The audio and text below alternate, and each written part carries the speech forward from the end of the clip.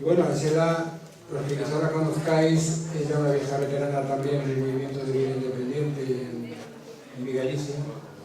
Y en esta ocasión interviene en calidad de presidenta de Vigalicia y licenciada en Derecho. Y bueno, nos va a hacer esa aproximación a la asistencia sexual en Galicia. Boas tardes. Pois antes de empezar a miña intervención quería, como presidenta da entidade organizadora, quería dar as gracias aos asistentes por estar aquí hoxe e os intermites por darnos esa visión tan interesante, non? Que eu tamén descoñecía en profundidade como persoa que son, non? Con diversidade funcional, non? Sei cousas, pero no ámbito da sexualidade pois teño moito que aprender e estas jornadas deronme, bueno, outra visión, outra reflexión que me podo facer, non? E que afondaremos seguramente a organización que presido, pois afondaremos nestas cousas para darlle forma a un proxecto da asistencia sexual en Galicia que está por facer, non? Que está nos seus inicios e sin ninguna concreción así definida. Eu trouxe un PowerPoint e falarei de, bueno, do que nos parece a nós que é a asistencia sexual, porque aínda escoitamos a Frances e a Antonio Centeno e aínda está en construción esta figura, non? Aínda hai moito que debatir. Aquí puxen un icono que é Alison Larper, unha inglesa que é pintora e que, como vedes, pois non ten brazos. E puxena para dar o que explicaba Antonio Centeno, o que é a asistencia persoal para nós, porque en Vigalicia é unha entidade sin ánimo de lucro que o conformamos persoas con necesidades de asistencia persoal. É a primeira e a única oficina de vida independente que hai en Galicia, que funciona baixo o movimento de vida independente que tamén explicou Antonio Centeno. E, bueno, é a promotora e impulsora da asistencia persoal que está reconocida aquí por decreto da Xunta desde o 2010. Fomos os promotores e os impulsores deste proxecto que se iniciou no ano 2007 e que tamén impulsamos unha proposición de lei no Parlamento de Galicia que se aprobou o 14 de febreiro do 2007 para darlle, porque é un dereito e ten que ser universal para todo o mundo, e por eso fomos ao Parlamento, non?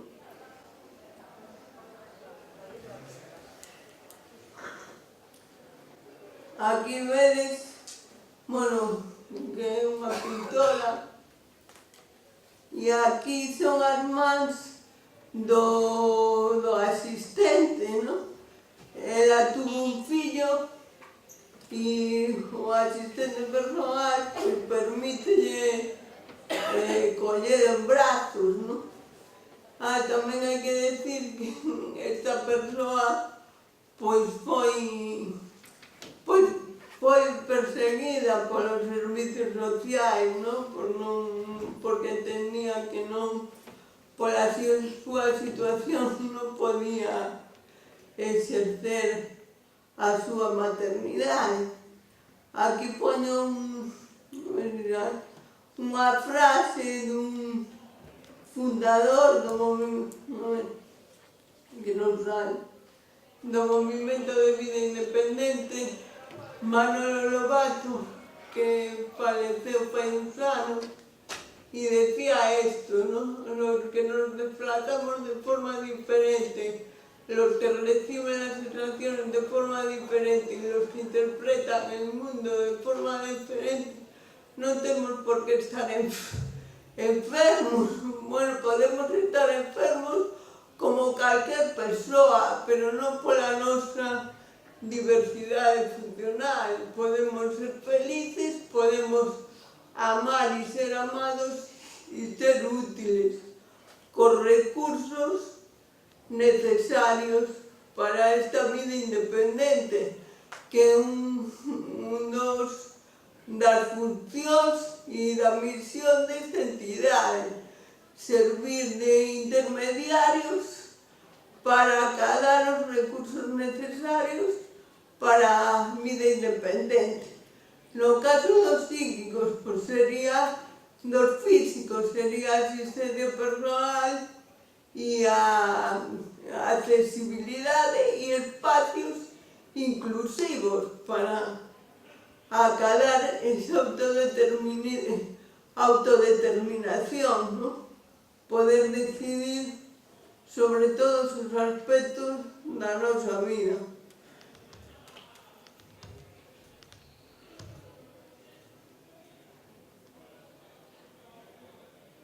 Bueno, aquí poño, non sale, non?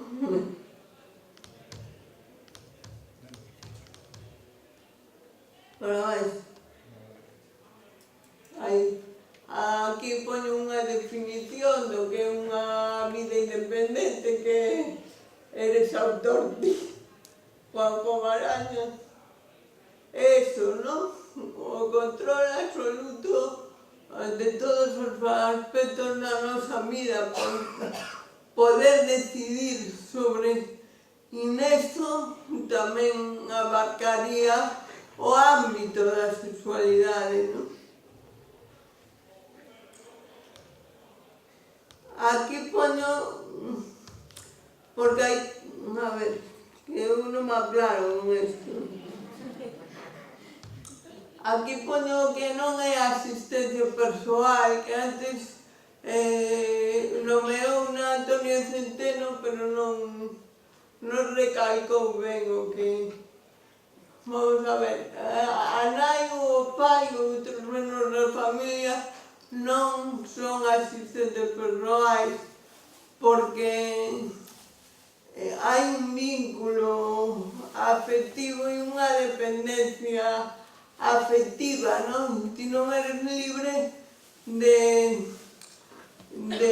por exemplo, ordenar e controlarías a ti, a túa nai, máis ben, e o teu veciño ou o teu amigo. Un asistente tería que ser alguén alleo a eso, ¿no? Para ter a plena liberdade de tomar as túas propias decisións, se non estarías en unha dependencia, non sería unha liberdade clara, non? As institucións tampouco, porque levarían o control elas. O asistente telo que controlar ti. O foco é o control, que leves o control ti da túa vida, non que o asistente te controla a ti, ¿no? Porque perdes liberdade. Empresas proveedoras, fórmula residencial, tampouco pisos protegidos, residencias, que o control o leva a organización residencial, onde te marcan unhas pautas, cando te levantas, cando te acostas, cando comes, non tes a liberdade como calquera persoa, non? De decidir cando me acosto, cando me levanto, cando saio a dar unha volta, non? Como, cando, onde e con quen. Eso teño que decidilo eu para ser libre. E eso, non é a pese, o usuario non pode decidir que traballa para él, eso é básico, non? Ti tens que decidir quen traballa para ti, porque entras dentro dun círculo tan íntimo que tes que ter unha certa empatía, unha comodidade, senón convertirías nun calvario, serías esclavo desa persoa e non vivirías unha vida de liberdade, non?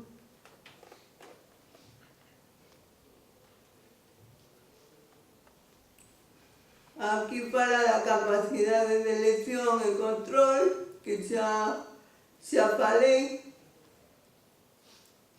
e pasaríamos xa ao servicio de asistencia sexual. Vamos a ver, nos na entidade xa levamos un par de anos con este tema, pero estuvemoslo deliberando, pensando si... Claro, como de momento non temos aínda acadado a plena liberdade, porque non temos as horas da asistencia personal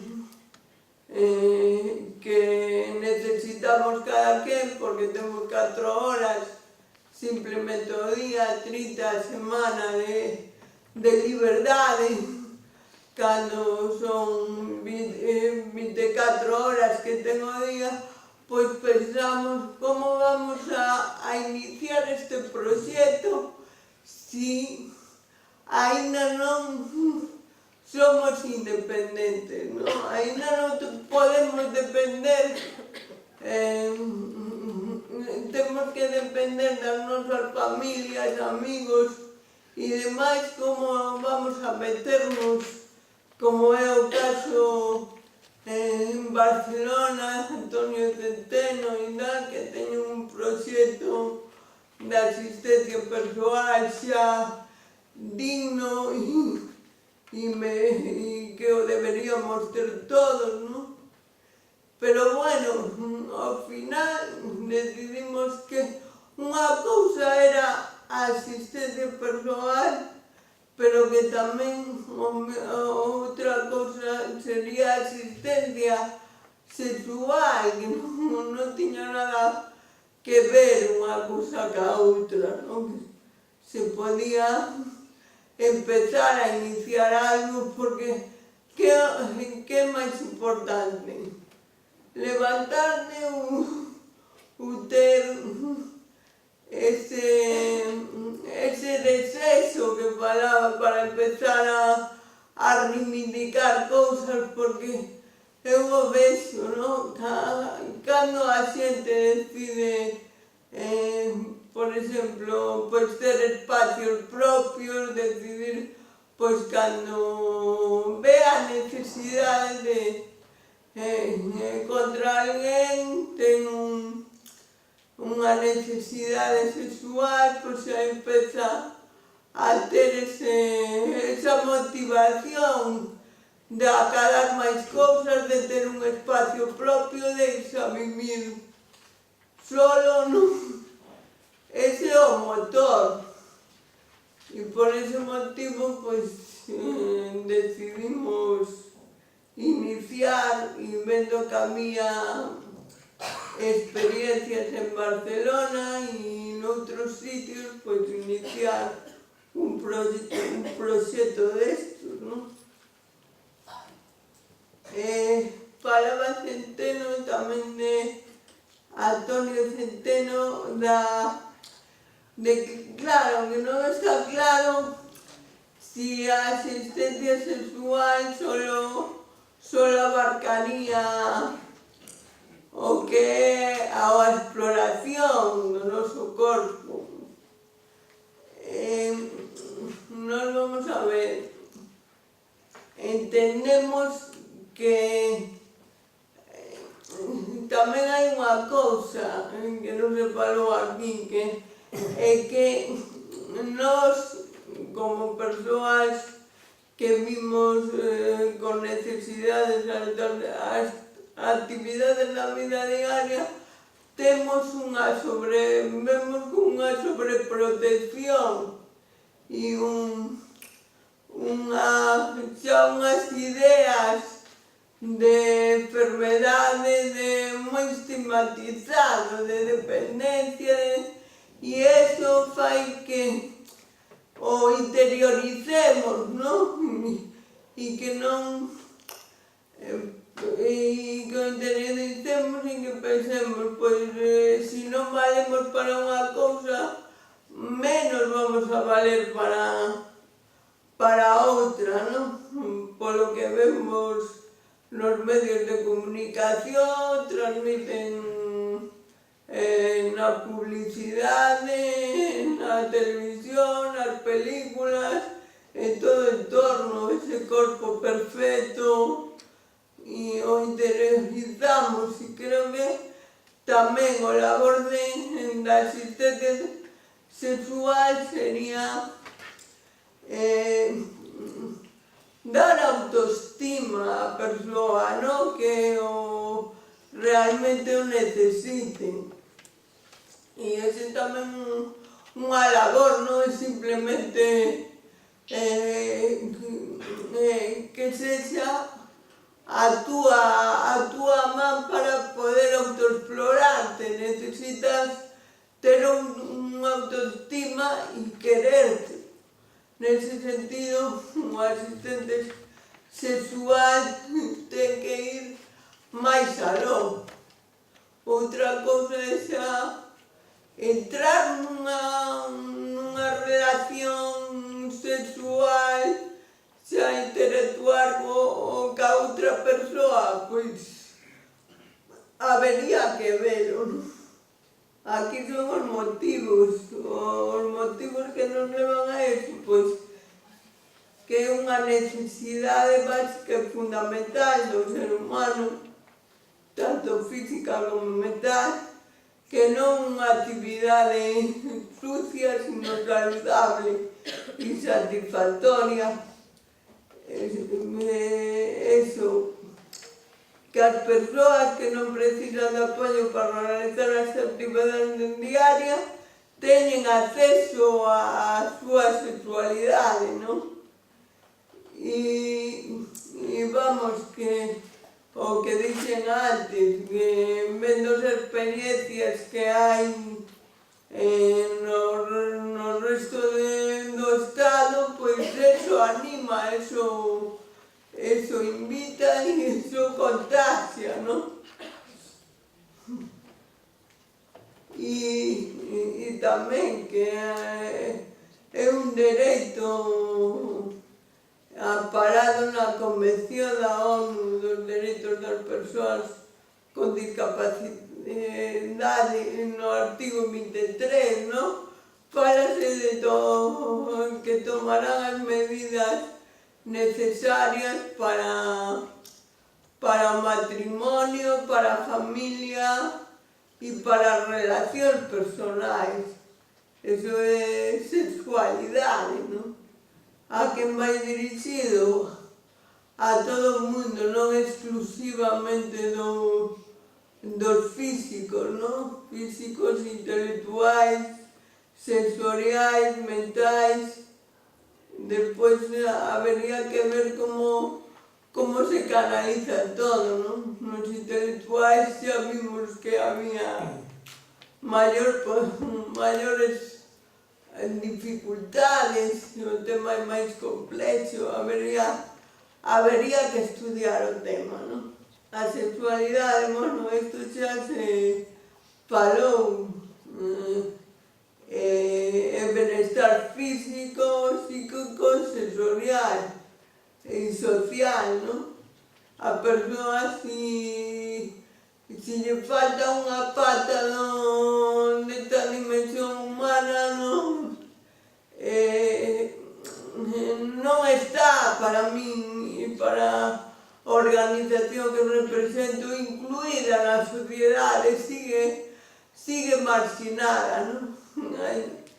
Aínda que teña todos os campos cubertos e este non o teña, pois estás vulnerando un dereito básico fundamental. Nada, decir que xa digo, non podo adiantar moito máis porque é un proxecto que está en construcción. E estas jornadas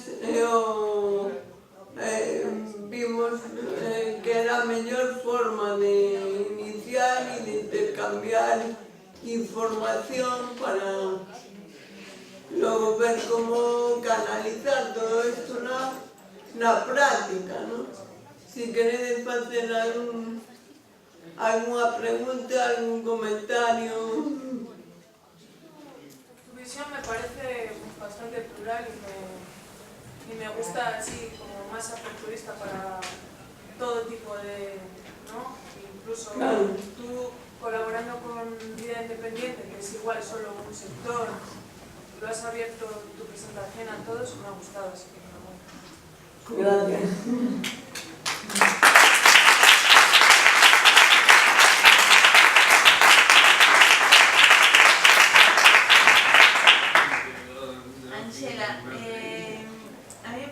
Súper emocionante este momento a nivel personal, porque recuerdo que hai anos tú estabas aquí preguntando sobre asistencia sexual y ahora es la señora presidenta.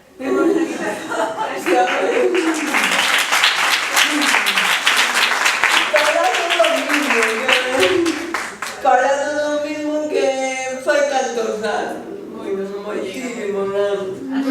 A cuestión é que eso, fai moitos anos que avanzamos moi lento, pero bueno, estás traendo, sabes, unha conversa, estás tocando sensibilidades para a xente que estamos no sector, pois xa estamos como máis cerca, pero a xente que non sei moito ou non, que se acerca, sabes, hai que escoitar, compartir, que o que se decía, construir realidade, como decía o compañeiro. E debatir, a ver a figura do asistente sexual, non?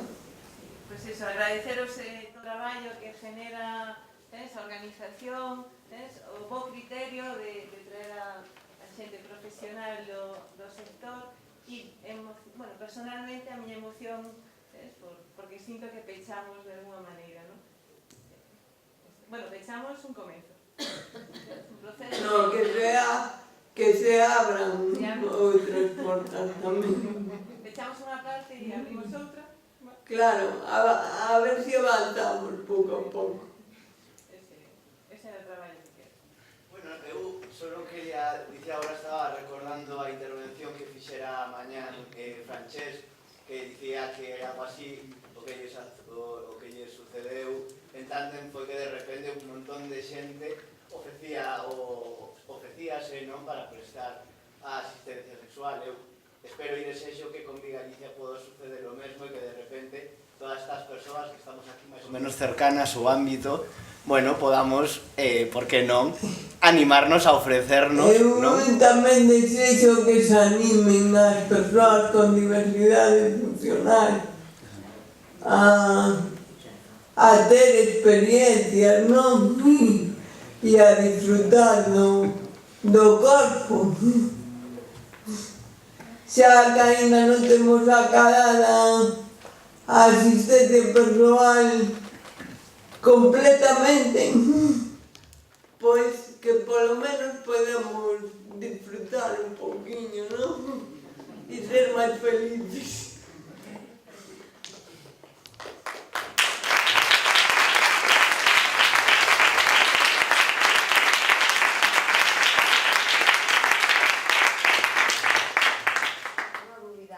Ti como licenciada en Dereito, para explicar así que podamos entender todos, que tipo de problemas podemos acusar, encontrar co tema de asistencia sexual a día de hoxe, e incluso os profesionais que desde centros ou desde calquer historia axudemos a proporcionar esa asistencia. Problemas de que tipo? De tipo legal. De legal.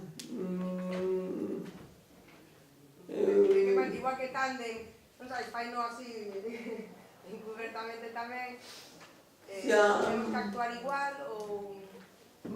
Pois eu non vexo problemas de tipo legal, home, a prostitución aínda non, pero non se canaliza como unha prostitución, non? Está máis de facilitar a sexualidade, non? Non sei, de momento, como non hai unha figura legal, non se pode, pero canalizalo doutro xeito, de acceso á sexualidade, que eso sí que está recollido na Convención e non hai ningún problema de tipo legal.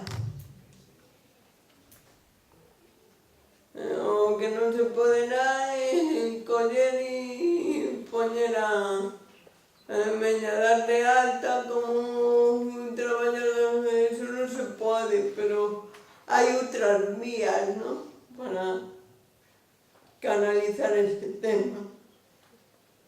Yo creo que la pregunta, bueno, no sé quién de decirlo, pero no creo que fuera por ahí, ¿sabes? Yo creo que hay, por ejemplo, si trabajas en un centro, ayuda a domicilio, bueno, ayuda a domicilio se entiende. Esto que las empresas proveedoras que continuamente te están diciendo que non te impliques, ni siquiera que teñas máis alá de os traballos concretos que che mandan facer, ou nun centro, ou nun campo, ou nunha residencia, a orden de non implicarte está desde que te levantas hasta que te acostas. Na axuda a domicilio. No, máis alá. Incluso, pues, a xente que está nun campo ou nun centro, non te deixan implicar. Entonces, yo por lo que entendí, a la compañera que habló, ¿cómo le puedes facilitar a pues eso, conocerse o explorar? No entra dentro de ninguna función. Si lo haces, pues a lo mejor es a libre albedrío, a tu propia voluntad o tu sentimiento, porque si, como todavía no hay la figura, claro, e que entonces, ¿cómo lo haces? de momento además nadie te va... Pero si o faz por libre, o porque a miña pé ou a alguén que venga a miña casa, non o sabe nadie, pero a outro ámbito, a orden é sempre non implicarte. Home, a asociación, por exemplo, Tandentín, de momento non tuvo problemas ni Bueno, pero é diferente. legais. E non, e isto, vamos a ver, non, de momento, yo te digo, está en construcción, non? Hai que estudiarlo e hai que mirar a forma así de canalizarlo, pero hay vías, vamos. Por ejemplo, uno de los problemas legales que hay, sobre todo cuando es una residencia, es cuando una persona está incapacitada legalmente, entonces pierde... Hombre, sí, eso xa é outro tema, claro, porque xa ten un tutor, pero no caso dos físicos é máis fácil, por eso dixen antes que o intelectual é un problema máis complexo e ademais ao mellor non todos os intelectuais están baixo tutela, esa E hai que ver o grado de diversidade que ten cada un, hai que estudiar moitas variantes e moitos... Sei que non se pode decir ahora un problema en concreto porque hai que verlo, estudiarlo. Sí, bueno, clausuramos, ¿no? Pechamos este acto.